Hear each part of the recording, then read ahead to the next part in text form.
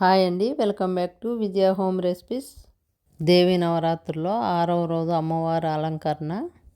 శ్రీ లలిత త్రిపుర సుందరి దేవిగా పూజిస్తామండి. అమ్మవారి నైవేద్యం అల్లం గారెలు. ఇప్పుడు ఒక కప్పు మినపగుండ్లు తీసుకొని 2 సార్లు శుభ్రంగా కడిగి స్ట్రైనర్లో తీసుకుంటే వడారిపోతాయి.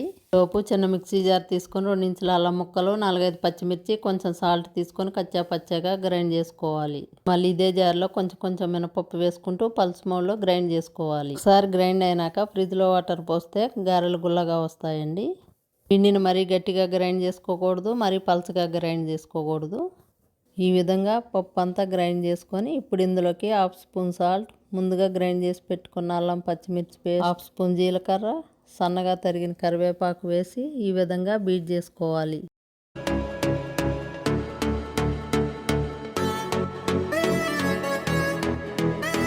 చేతిని వాటర్లో తడిపేసి కొంచెం పిండిని తీసుకొని మధ్యలో హోల్ పెట్టేసి బాగా కాగిన నూనెలో వేసుకోవాలి.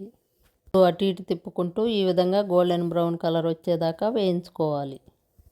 ఈ విధంగా మీడియం ఫ్లేమ్లో వేయించుకుంటే గారెలు క్రిస్పీగా అయ్యి లోపల కూడా చక్కగా వేగి సాఫ్ట్గా చాలా బాగా వస్తాయి. ఎంతో కమ్మగా ఉండే ప్రసాదం అల్లం మినప గారెలు రెడీ. చాలా బాగుంటాయి, తప్పకుండా ట్రై చేయండి. ట్రై చేశాక మినపగారెలు మీకు ఎలా వచ్చాయో కమెంట్స్లో తెలియజేయగలరు. మీకు ఈ వీడియో నచ్చినట్లయితే లైక్ చేయండి, మీ ఫ్రెండ్స్ అండ్ ఫ్యామిలీ మెంబర్స్కి షేర్ చేయండి.